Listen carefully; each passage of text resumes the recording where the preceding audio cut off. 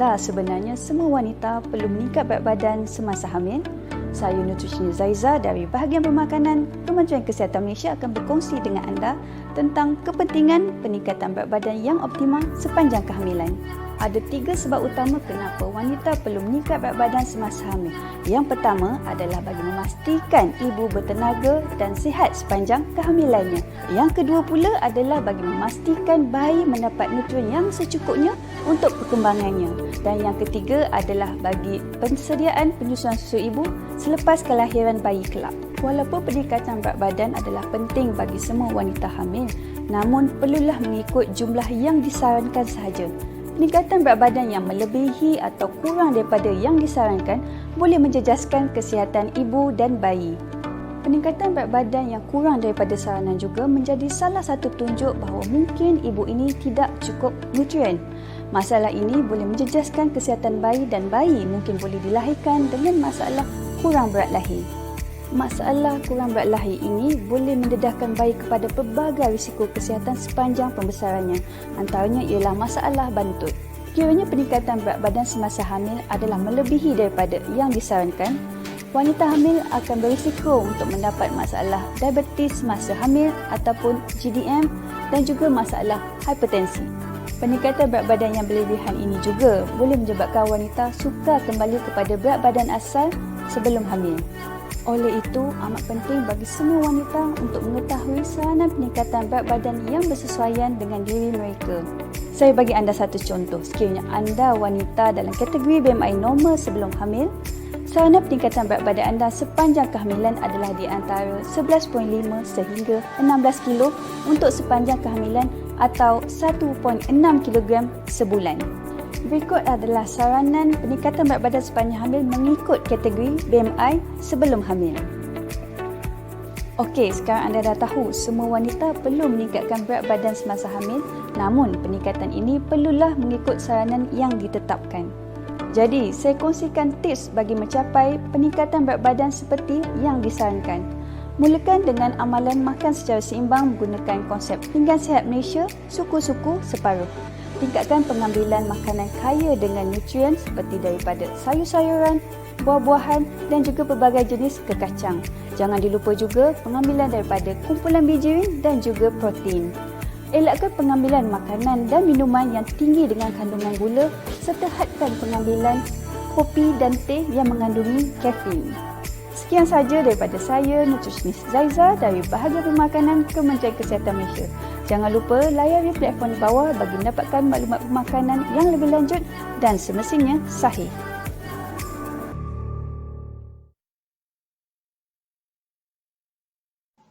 Assalamualaikum dan salam sejahtera. Bersama dengan kami dalam FB Live Nutritionist PKM dan saya Nutritionist Zaiza. Saya nutritionist Nina. Kami akan ada bersembang santai dengan tajuk kita hari ini iaitu mitos makan untuk dua.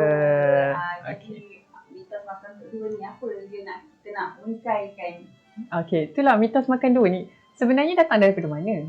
Okay. Mana datangnya perkataan mitos makan untuk dua ni? Sebab misalnya ni kalangan wanita hamil lah. Wanita hamil ni dia ada satu rasa bila hamil dia kena makan tu banyak lagi. Banyak dan berganda lah. Satu untuk dia dan satu untuk bayi dalam kandungan. So maksudnya bila dia start je mengandung, dia start fikir dia kena makan untuk dua orang. Dah kena start fikir makan lah untuk dua orang. Jadi kita nak kata ini sebenarnya mitos.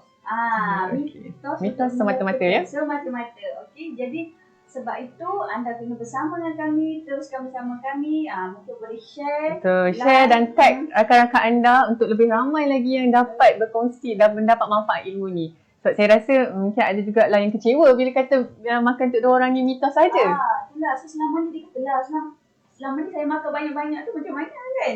Jadi tak boleh lah makan banyak. Jadi sebab mungkin ada yang mengidam lah kan. Mengidam, jadi tak salah semasa hamil ni dia nak makan banyak.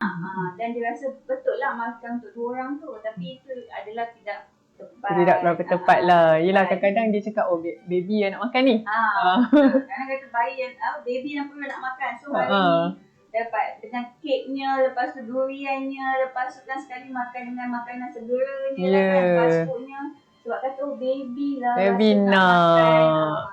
So orang sekeliling pun, oh bagi je lah makan ni. Okey, bagi Kesian je. nanti baby tu nak makan. Tapi sebenarnya bila kita makan berlebihan macam ni untuk wanita, dia ada kesan kesan ke Betul. atas kesihatan ibu tu dan juga kepada bayi. Macam mana kesan dia? Kesan dia, contohlah kalau dia makan secara berlebihan, dia ada dua kesan lah. Berlebihan pun tidak elok, berkurangan pun tidak elok. Macam berlebih, tapi kita lebih concern kita adalah kepada berlebihan lah. So orang lebih mudah untuk makan lebih.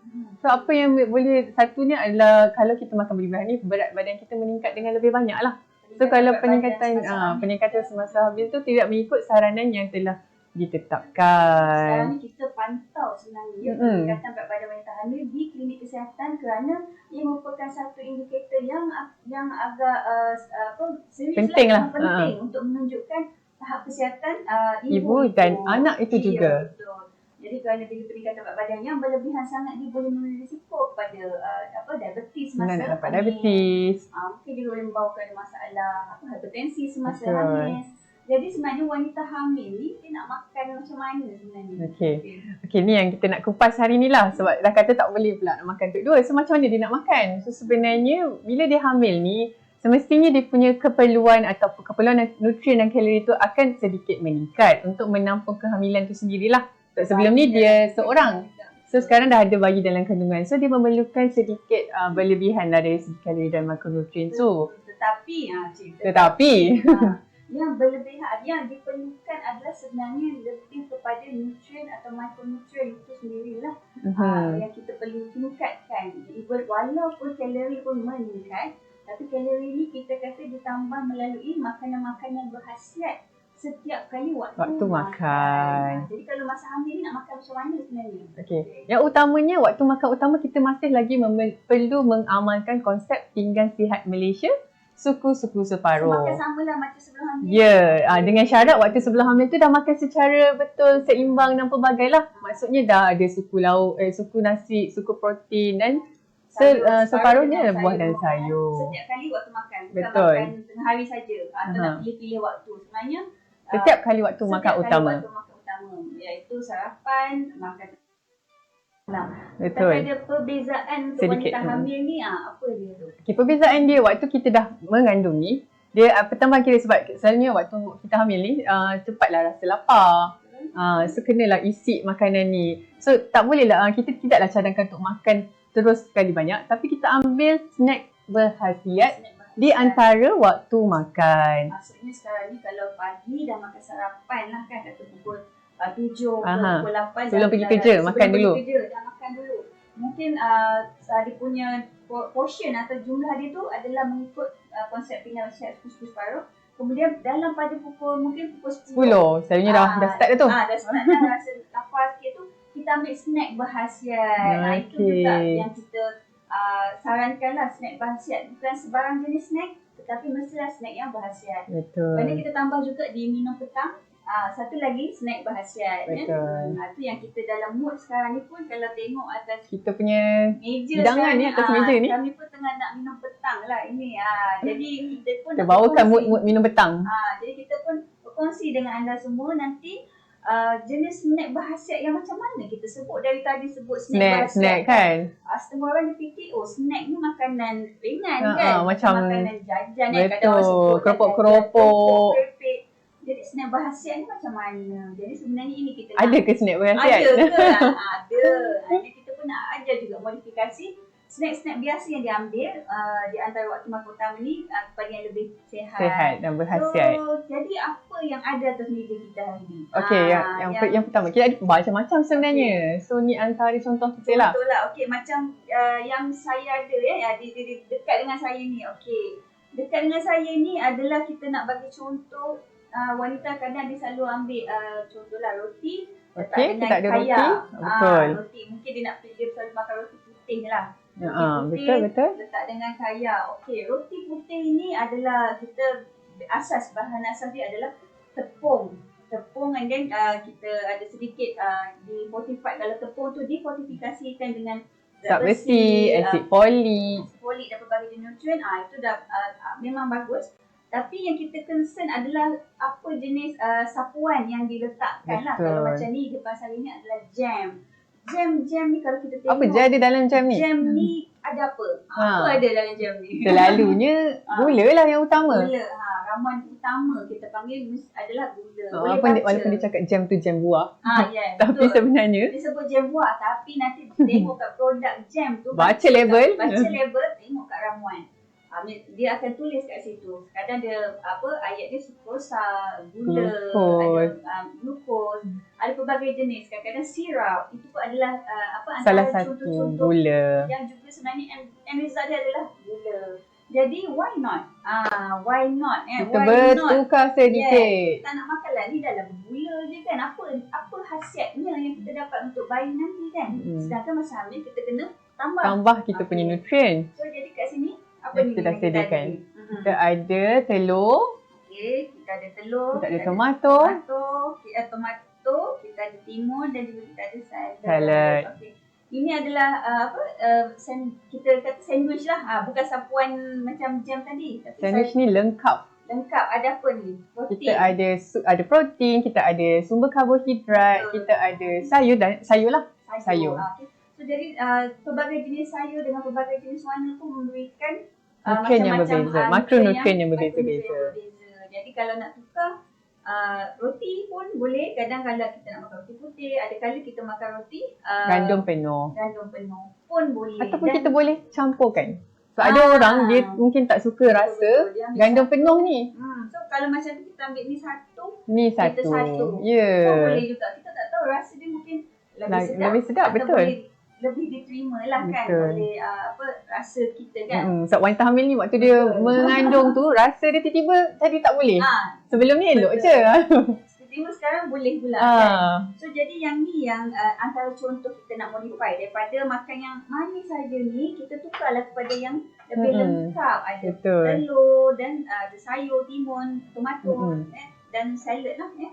Okey, itu satu contoh. Satu contoh. Okey, Kak Nina ada apa tu? Okey, yang ini. Yang ini saya rasa pun satu kebiasaan lah yang mak-mak kita, ibu-ibu kita yang selalu masak kat rumah. Kadang dia kadang-kadang dia buat waktu pagi ke atau sebelum dia kerja tu dia buat lah. Jemput-jemput ni. Untuk Jemput-jemput lah. jemput-jemput Okey, nama dia. Dalam kamera kita nampak lah jemput-jemput orang ni. Tanya apa benda lah. Okey, ada dua jenis ya. Okey, kita ada dua jenis saya Ah, tunjukkan. Ada dua jenis ni. Okey, yang mana kita nak makan? Betul. Yang mana kita nak utamakan? Kebiasaannya kita selalu nampak adalah yang ini. Sebab yang ini ni dia dia punya kalau kita masak tu dia hanya ada tepung, air, garam dan gula lah. Kebiasaannya begitulah, jemput manis. So bila kita macam ni sebenarnya dan kita goreng dia ada minyak lah. So dia punya ni dia adalah tinggi kalori tapi dari segi makronutrien tu khasiat dia tu rendah lah. Kita tak dapat lah macam makronutrien lain tapi macam ni kita nak modify dia. Modify, kita tukar dia sikit masa hamil ni. Betul. Boleh nak makan makanan yang yelah tapi Goreng kadang-kadang kadang-kadang lah dah teringin tu boleh je tapi janganlah kerap sangat. Tapi bila kita nak makan bergoreng tu kita pastikan kita mendapat makronutrien yang secukupnya dan pelbagai. So dalam yang kita buat yang resepi baru ni Jemput ikan bilis ke? ikan bilis. Dia kita tambah ikan bilis, kita tambah kat sini ada daun kucai, ada lada, bawang. So bila kita masukkan pelbagai jenis ramuan ni, dia memberi makronutrien yang berbeza-beza juga. So walaupun kecil dan sedikit tapi dia memenuhi keperluan wanita hamil itu. Okey, pengambilan dia jangan pula tengok boleh makan banyak mana ni kan. Dia tak kena ikut sajian dia jugalah. Mungkin dalam ni kalau kita goreng tu dia kecil kan, dia punya jemput-jemput tu kecil. So bolehlah ambil banyak sikit tapi kalau dia besar macam ini secukupnya sahajalah. Okey. Jadi sekali makan lebih kurang macam inilah, janganlah makan banyak pula. Sebabnya bila kita tengok jemput-jemput tu, ni nak angkat jemput-jemput manis ni dengan yang ni, dia hampir kurang sama. Hampir sama dari segi macam mana? Asas dia adalah dia kalori dia tinggi, kalori tinggi, memang wanita hamil perlu kalori tapi khasiatnya banyak tak? Khasiat atau nutrien itu yang kita kena tekankan. Itu yang kita kata bila katakan mitos makan untuk dua, kita tak naklah wanita hamil makan untuk dua makanan yang tinggi kalori tapi tak tinggi dapat gula tak ada nutrien. Kurang lah kita kata. So dia macam rugi. dia dapat kalori sahaja, dia tak dapat pun makronutrien yang membantu perkembangan bayi di dalam kandungan. Sebab bayi dalam kandungan dia hanya ada masa tempoh masa dia daripada Singkat saja. Dari 9 bulan kan. 9 bulan pun kadang-kadang 3 bulan pertama Tak sedar pun. banyak wanita kita kadang tak sedar, tengok-tengok dah mengandung. mengandung. Sebelum tu tak tahu makan macam mana. Jadi bila tempoh yang singkat ni gunakan sebaik-baiknya. Makan yang berhasiat macam kami tunjuk contoh hari ni lebih kepada snacking lah. Okey. Ada pelbagai jenis snack lagi. Ini antara contoh yang kita dapat bawakan hari ni lah. So kat rumah nanti bila wanita-wanita yang melihat ni, bila balik fikir semula apa lagi yang boleh dimodifikasikan. Jadi kita pun akan kejap lagi akan tunjuk juga jenis-jenis yang lain. Ada lagi lah. Ada lagi. Tunggu.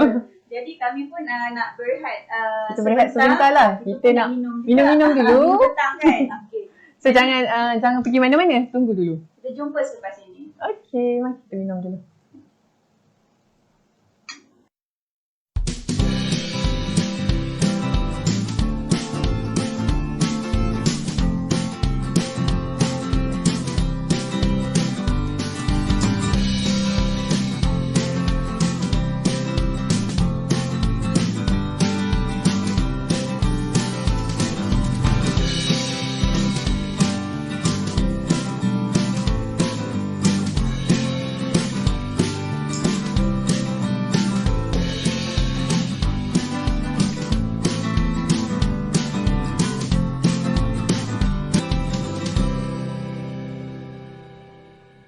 Kita bertemu kembali di dalam FB Live Nutritionist KKM. Kita masih lagi berkongsi tentang isu yang hangat iaitu mitos makan untuk dua. So kepada anda yang baru saja bersama kami, terima kasih dan selamat menonton dan mohon untuk tag rakan-rakan anda terutamanya bakal-bakal pengantin, bakal-bakal ibu supaya mereka mempunyai ilmu, pengetahuan tentang bagaimana menjaga kehamilan yang baik melalui pemakanan dan mereka boleh faham bahawa mitos makan untuk dua orang itu sebenarnya adalah tidak tepat. Betul. Sebab kita yang apa yang kita perlukan macam tadi sebenarnya sebelum rehat tadi kita dah bincangkan sebenarnya apa yang wanita hamil perlukan adalah makanan berkhasiat di waktu makan utama dan juga untuk di waktu snack. Di antara waktu makan lah, maksudnya minum pagi, makan petang. So macam kami di set inilah kita pun dah ada set untuk minum petang yang kita telah kongsikan. Tadi kita dah kongsikan macam mana kita nak tukarkan makanan snack kita iaitu roti. Snack kebiasaan yang kita makan. Macam roti, selalu makan sapuan dengan jam ke atau kaya.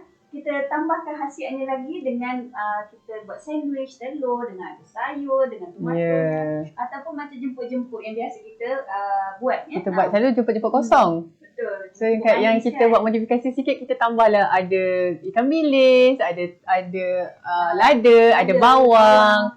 Sayur sikit dalam tu kan. Tak pucai ke tauge ke daun bawang ke pulang. Tapi mesti ada khasiat lain supaya kita dapat pelbagai jenis nutrien daripada satu makanan yang ringkas ni. Sebab itu ringkas tapi padat. Ringkas tapi padat nutrien kerana waktu hamil ni waktunya bukan panjang, 9 bulan saja. Tu pun kalau sedar 9 bulan. Kalau sedar, kalau 3 bulan pertama tak sedar pun pregnant atau mengandung, tiba-tiba tahu dah nak kena buka check up dah check up.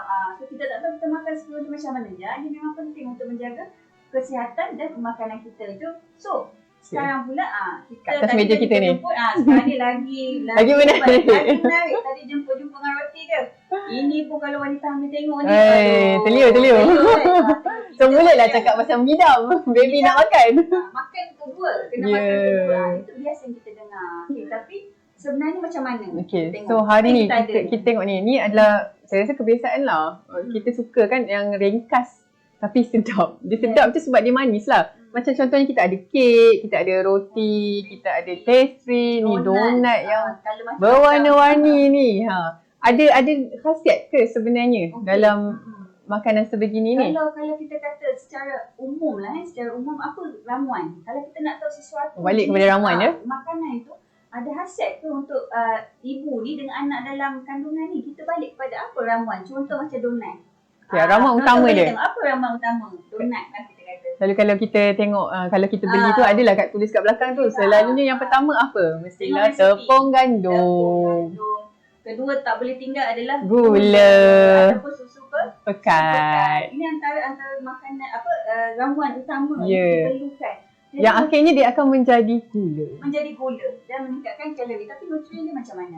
Kalau ikutkan bila dia terpulang macam ni, dia memang kalori je lah. Dia tak adalah makronutrien yang lain. Kurang sedikit lah. Kata macam contoh lah, kita kata iodine ke, iron ke, zat besi ke, yang memang diperlukan waktu mengandung ni. Vitamin C, vitamin B, kita kata kan. Semua tu vitamin E ke dapat ke daripada donat ke, pastry ni sebab kandungan ni mungkin ada tapi terlalu sedikit sampai macam tak signifikan sangat lah untuk memberi kebaikan untuk diri sendiri dan bayi yang dikandungkan. Yang lebih menjejaskan boleh menyebabkan diabetes dan juga meningkatkan berat badan.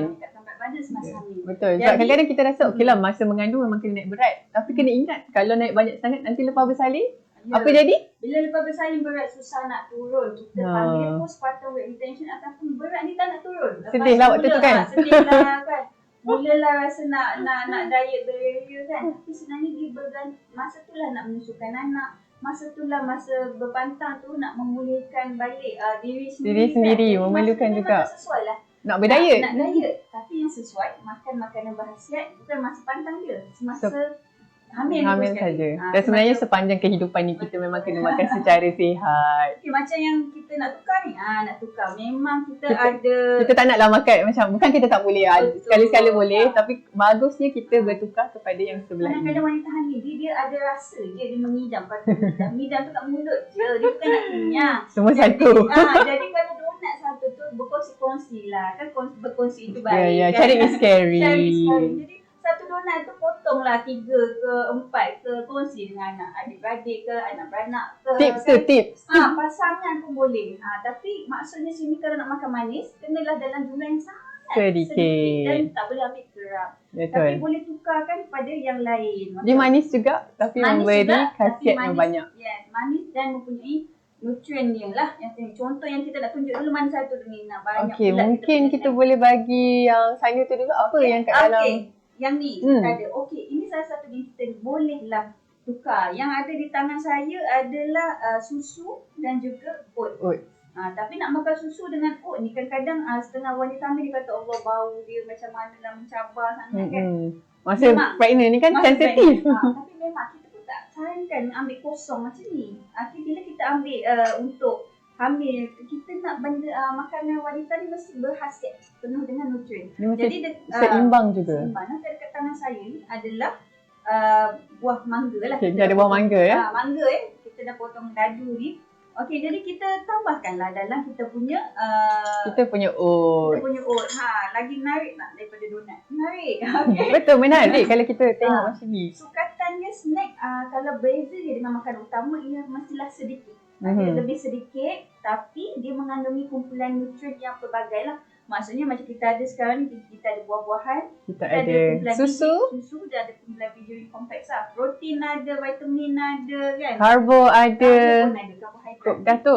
Boleh juga tukar kepada buah-buahan lain. Kalau tak suka makan mangga, bolehlah letak macam buah-buahan lain. Macam di tangan saya boleh tunjuk ni apa pula? Ni adalah mix fruit, nuts. Bolehlah kita ambil nuts ya. Kacang fruit. Kacang ni memang sebenarnya kita boleh ambil tapi mesti ikut sukatan juga. Sebab macam mana pun untuk wanita hamil kita tak boleh ambil satu makanan berlebihan. Macam kacang dia ada dia punya kandungan zat sendiri tapi dia ada juga phytate. Phytate ini boleh menyebabkan menghalang penyerapan zat-zat lain. Jadi kita nak makan macam mana, kita campurkanlah macam dalam ni kita tengok kita ada buah. Kita gabungkan dengan resin sedikit. Nampak menarik, nampak sedap tu. Macam sikit. Dan juga kalau wanita yang macam mual ke loya. Untuk mengatasi rasa mual dan loya. Mungkin dia boleh ambil sedikit-sedikit lah. Kalau dia ambil sekaligus banyak memang akan lebih menambah masalah lah. Betul. Kalau kita kata tadi kan oat kita ni, kalau nak letak juga ke kacang tak ada masalah. Dengan mixed berries dan sebagainya pun boleh juga. Tengok lagi tambah menarik. Oh, nampak tu color-color dia tu. Color. Ingat donat je boleh color-color. Makanan kita yang biasa ni pun sebenarnya Boleh di-colorkan. boleh di-color diwarna dan sihat. Dan bila sebab beza color ni dengan color tu dia memberi vitamin dan mineral yang berbeza-beza. Ya, tapi kalau color ni bahan pengawet, coloring lah. Beza dia punya membawa maksud berbeza di situ. Jadi masih kita kata sukatan dia mestilah tidak terlalu besar dan cukuplah satu mangkuk ni. Kalau oats yang kita gunakan hendaklah dalam saranan dalam 3 ke 4 sudu. Sekali makan cukup satu hari tu. So kalau minum pagi dah makan macam oat macam ni, kita minum petang tukarlah pula kan. Betul. Macam kacang tadi pun banyak ni adalah untuk satu hari. Bukan sekali makan tau. Okay. Sebab kita kena tukar-tukar kan. Tak boleh yang nanti sama. snack pagi makan kacang, snack petang makan kacang lagi. So ini tak yang naklah kita macam tak nak tu. dia tak seimbang. So yang ini lah kita nak. Okey, yang terakhir, bukan terakhir. Ni pun salah satu yang kalau kita nak cari alternatif kepada snack lah. Kudapan. Ini adalah kacang kuda. Kacang kuda ni selalunya mudah juga kita nak dapat ni. Boleh beli dan rendam dan rebus sendiri. Mudah saja untuk disediakan. Mudah didapati, banyak didapati dan dia kaya dengan zat besi. Ya, ini penting. Tapi cara makan dia memang kita kena rebus lah. Kena rebus, betul. rendam. Kita membuang, dia ada juga phytate. Betul. Kita kurangkan, rendahkan phytate tu supaya zat besi tu dapat diserap dengan lebih baik lah waktu kita makan. Dan jumlahnya pun kita tak boleh, walaupun banyak zat besi dan sebagainya, tak perlu kita banyak. tak boleh lah makan kacang kuda dari pagi sampai ke malam. Itu je kita punya snacking kita. Snacking. So kita kena tukar-tukar. Perbagaikan. Okey, so ni memang baguslah sebab dia bukan goreng, dia adalah rebus. Dan sedap. Nak tambah panggil kari, daun kari. Bagi dia rasa, perasa asli. Lagi bagus. So yang terakhir yang kita nak share kat sini adalah jambu batu. So jambu ni kira buah-buahan ni dikira salah satu snack lah. Betul. Okay. Snack jambu batu, buah-buahan boleh juga dibagi snack. Sebab contoh kita beli buah-buahan yang tidak terlalu manis. Atau high fructose lah. Sebab bila kita memilih buah untuk snack pun, cara pemilihan buah adalah buah yang tidak terlalu, kita panggil terlalu masak. Kita contohnya kita beli macam pisang pun ngam-ngam je. Ngam-ngam dia. Jangan beli yang dah ranum. Terlalu tinggi nanti sebab fructose dia adalah tinggi lah. Dia fructose dia masih lagi gula lah, berbentuk gula. Walaupun dia semula jadi, tapi dia kalau diambil secara berlebihan pun masih memudaratkan lah. So apatah lagi macam makanan manis yang ni dah confirm lah. So macam jambu batu, kita boleh ganti juga. Tadi pagi katalah makan kacang kan. Lepas tu minum petang nak juga kudapan, potong jambu batu tu bentuk macam kacang. Kecil-kecil. Kemudian nak tengok TV ke, sambil-sambil tu kan, daripada kita kudap-kudap kerepek lah, kita kudap bila lah. makan tu dapatlah vitamin C satu, masuk lagi satu dapat lagi vitamin C, serat pun dapat, khasiat pun dapat. Betul, sebab vitamin C ni dia bantu juga kita nak serap zat besi. Sebab zat besi ni kita perlukan untuk waktu kita mengandung ni. Okey, ada lagi, apa lagi yang kita nak bawakan? Kita dah cover lah betul. semua. Hari ni kita punya hidangan pun akan tanya pula minum apa. Minum apa tu? Kita macam minuman pun sebenarnya kalau ada yang nak minum untuk snacking, nak minum teh ke, kopi ke, tukar-tukar lah juga dengan susu kan. Betul, yang kurang. Buah-buahan pun kalau nak kena buat sendirilah. Jangan kerana kalau jus yang dalam produk dia akan lebih tambah gula. Ya. Okay. Jadi macam mana kesimpulan kita hari ni? Kita sebenarnya kita dah sampai ke penghujungnya. Sedar tak sedar lah kita dah nak habis dah pun. Sekejap je rasanya. Betul. Jadi apa yang kita katakan tentang mitos untuk 2 orang ni adalah untuk wanita hamil adalah tidak tepat. Kerana apa yang wanita hamil perlukan sebenarnya adalah makanan berkhasiat yang kaya dengan nutrien setiap waktu makan. Maksudnya bukan sahaja pada waktu makan utama, tetapi juga pada setiap kali sampingan, iaitu snack lah, masa snacking. Dia antara waktu makan utama sama ada minum pagi atau juga minum petang. Okey, jadi kata-kata akhir ada apa-apa sebelum kita mundur kepada bakal-bakal pengantin, kepada bakal-bakal ibu dan juga kepada mereka-mereka yang menjaga bakal-bakal ni. Bakal suami lah. Bakal suami. Dia bukannya kepada wanita sahaja.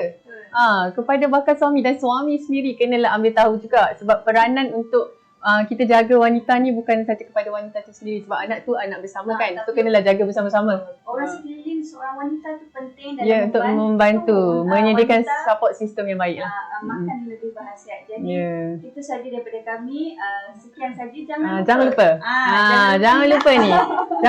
Jangan lupa ikuti kami di platform sosial media, sosial rasmi, media sosial rasmi bahagian pemakanan Nutritionist KKM, iaitu kita ada Facebook, Instagram, kita ada Twitter, kita ada YouTube dan yang terbaru kita ada buka channel Telegram. Sebab kita kena pastikan dapat ilmu-ilmu dan informasi yang sahih lah. Daripada kami Nutritionist. Okay. Sekian saja, kita berundur dulu. Sekian, terima kasih. Assalamualaikum. Okay. Habiskan air.